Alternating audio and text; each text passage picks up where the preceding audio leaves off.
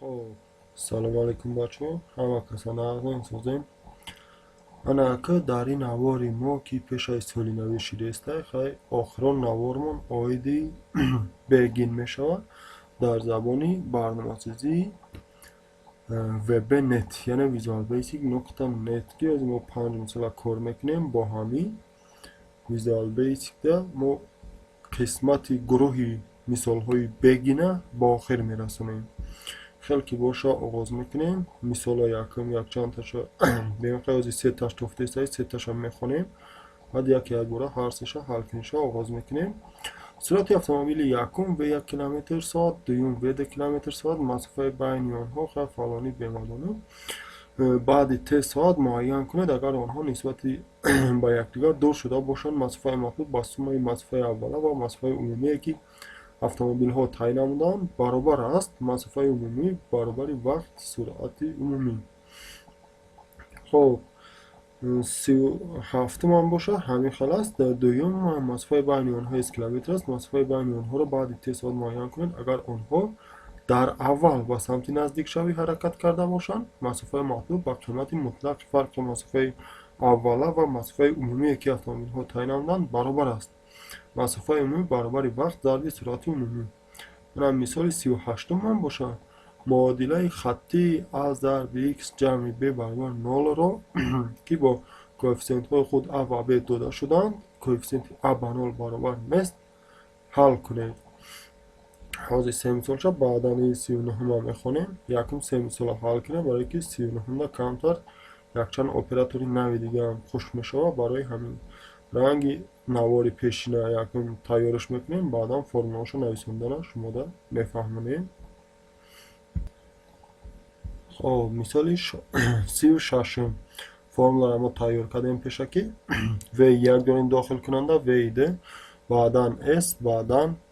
تیرا انا که همه یورا ما باید جوابشا بروریم جوابشا ما آدم هی بروریم آ برابری خب اس جمعی و یک خب ضربی ت من که ایجاد بیم شما با جمعی ویده ضربی ت انا بود فرمولای جوابی اکمان با دقت باشین و داخل کننده داریم و یک ویده اس ت بعدا همه را کار میکنیم در دیگرش میبراریم انا که حاضیم و مثال 37 ما تیارش میبینیم بعدا دوامش میتیم خب مثال 37 هم قریب رنگی همین میشود همو داخل کننده های یعنی و یک ویده و اس و تمونه فقط اینجا کار کنیش یک کمتر فرق کرد میکنه که وقتی ا برابر کردیم علاقه شما در خاطر داشته باشین ما ای ماز استفاده میبردیم اگر شما ویژوال بیسیک 6 تا کار کشیده باشین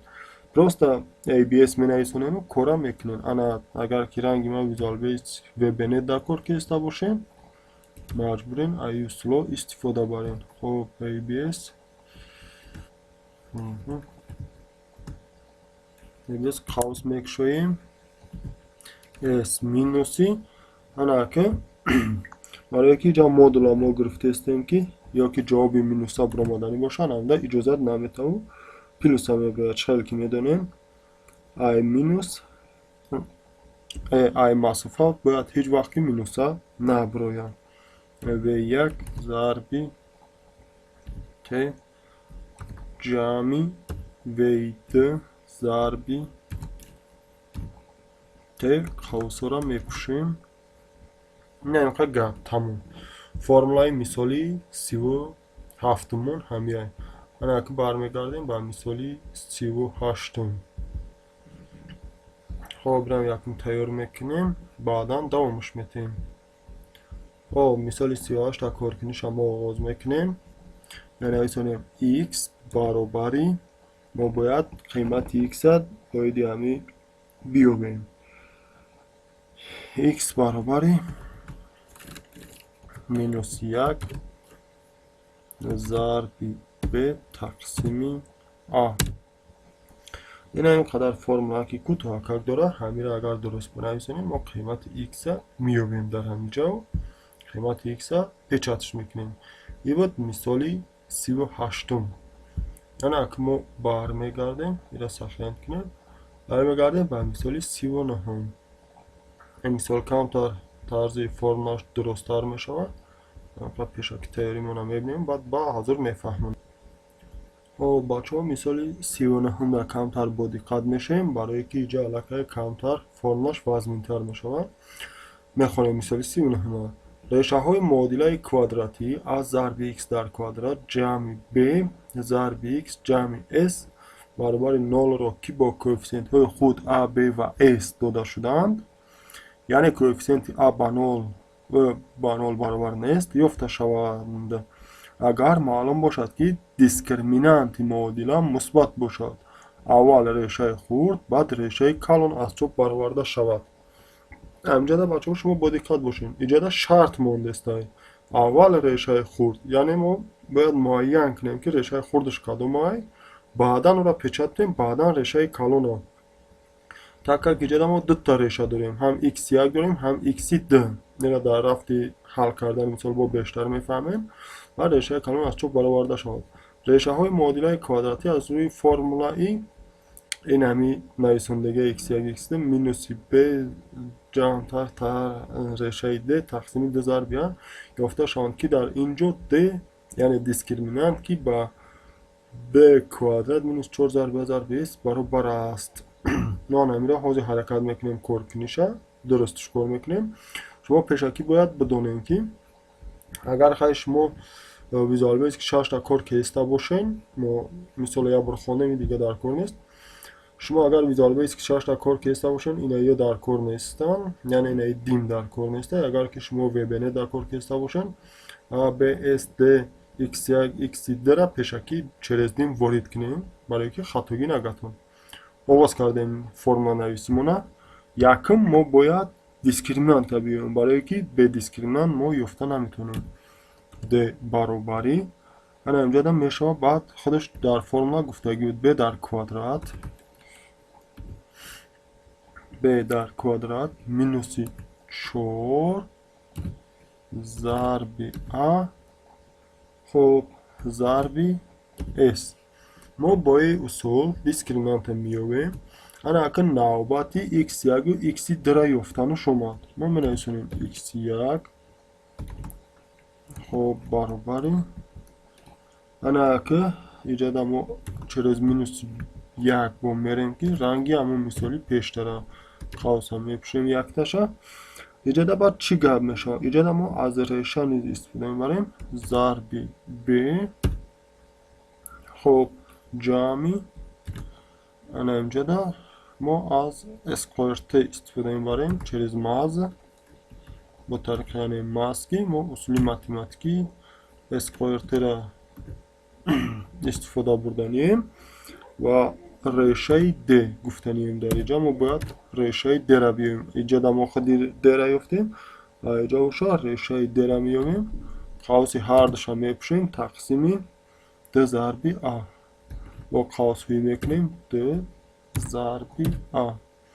یعنی این بود فرمولای x یک مون انا اکه ما همین فرمولا را باید x دمونه بیاریم برای وقت بسیار نگرفتن ما این را کپی میکنیم در آدم نویسونیم یک شما دا مسئولیت میتونیم که بنویسونیم در فرمولای دیم کجا علیش میشه این اینجا x یک مونه x دوش میکنیم انا اینجا دا نگاه کنیم پلوس بود اینجا پایانگیش دا فقط همینجا دا مینوس میوه تموم برای این همینقدر همینقدرش علیش میشه یک شما دا مسئولیت میتونیم دستی بنویسونیم و مختشیم ما علاقه کرده و مختش لگیم انا که در وقتی پیچت کردن چی گفتیست ما باید ریشه اینا دو تا ریشه داریم x1 x2 ما باید بیایم که کدامش ریشه خورده همه را پیچت کنیم بعدا ریشه کلان را پیچت کنیم در این حالت ما می نویسونیم ما اپراتور if استفاده میبریم اگر یکون تاتون شناس باشین اپراتور if برای معین کردن خورد کلان استفاده بودن به نهایت مفیده این شرط اجرا میکنه ما چیکار میکنیم ما میگیم if اگر x1 کلونی علامت کلون هم میمونیم x1 کلونی x2 باشد در همین حالت یعنی if اگر x1 کلونی x ده باشد آنگاه این زن می شود. اینجا یا حرف زیادی من نویساندم. زن آنگاه این همی کره اجرا که، یعنی کدام کره اجرا که ما میگیم تکستی 4 نقطه تکست برابر می شود با خب x ده، یعنی وقتی که x یک ما x دی ما در کلان شد معلومه شد که x دی ما خورده. برای همین ایران ما پیچاتش میتونیم اینجا در کنترل خط گفته است تی کلان خطی بگیریم تکست چی به اینجا نقطه تکست تکست باکس بود، تکست باکس چه مونه نویسونیم برای هم خطی گرفته است نه تکست باکس و بعدا خودی x یکم پیچت دمیتیم اشته علاقه ما ترتیبی رقمی 5 قطعی در x یک میشه. یعنی تکست باکس 4 x داره، تکست باکس 5 در x یکم. اگر که برعکسی باشه یعنی ما اینجا سنجیدیم x یک کلون x ده باشه، اگر نبرات باشه یعنی چپ نباشه چی ما اینجا میتونیم از اپراتور else استفاده بریم. else ای وگر نه رو در بر میگیرم. اگر او ای کلون نباشه همین رخچه آستا کپیا کرده در اینجا میمونیم که وقتا کانتر بگیرن شما در مسئولیتتون میتون دستی بنویسونین حداقل یورا نویسوندن شو علاقه اسخط کردیم ما فقط یورا جوشون حلش میکنیم x یک اینجا در میمونیم پایانگیش میمونیم x ده. تمام. انا بود فرمولای مثالی 39 چقدر که دیدین ایش علاقه کانتر درست دار شد. برای هم حرکت میکنیم مثالی آخرانگی یعنی مثالی 40 در آده کارش کنیم. خب یکم تیارش میکنیم بعد رنگی مثالی 39 میفهمونیم. خب مثالی 40 در کمتر اهمیت بین حل سیستم های معادله های خطی نمودی. علاقه اینجا سیستم های دکراتو میسته همین سیستم ها بگیم میسته با کوفیسینت های خود a1 b1 s1 a1 b1 s2 داشتن یعنی 6 را داخل کننده داریم. گفته شود اگر معلوم باشد که سیستم های دو داشته حلی یگانه داشته باشد از فرمولای زیرین استفاده برده شود. با دقت باشین حلی یگانه داشته باشد. اگر حلی یگانه نداشته باشد کار کردن نمیشه. خلاصیت که در اینجا d برابر a1 ضرب b2 طرح a2 ضرب b1 اینجا من پیشکی داخل کننده را اینا دقت چریز علاقه گرفتم 6 تا داخل کننده را داخل کردم. نوبتی نوشتن فرمولا باشه که انیرا ما با شما در آده حرکت میکنیم بنویسونیم. خب د برابری میشه ما یکم باید دیسکریمنت بیاریم که د ما دیسکریمنت a1 ضرب b1 بخشش a1 ضرب b2 چوشید b2. خب اینجا دم شما مینوسی a2 ضرب خب b1 این میشه دیسکریمنت ما. انا باید در دوامش فقط ما دیسکریمنت استفاده میبریم میشه خودش تو بره. انا که ما بازر x میویم x برابری خب در قوس ما مینویسیم برای کل تقسیمی د داریم برای همون s1 ضرب b2 خب ایجاد میشود طرحی s2 ضرب b1 قوس هم میپوشیم تقسیمی دیسکریمنانت انا که y کم یویم y برابری خب a1 نه یکم قوس بدیم و فراموش کردیم قوس در a1 ضرب s2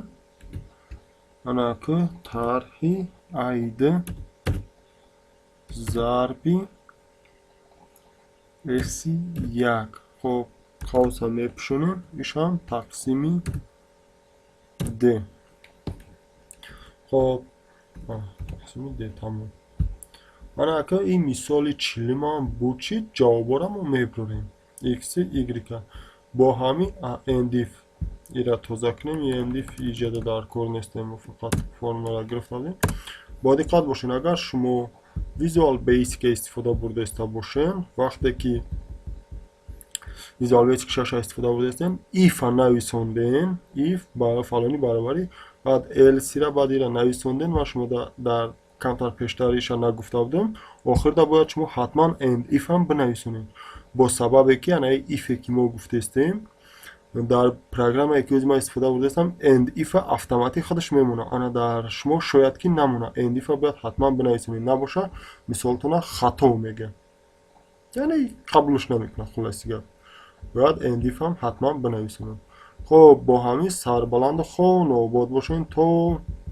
наворҳое ки баъди бегин оғоз меёбад баъди бегин интеҷер оғоз меёбад хай уш бо мисолош камтар дигар хелтар кор мешавад сарбаланду хонобод бошен то баъди соли нав то дидора.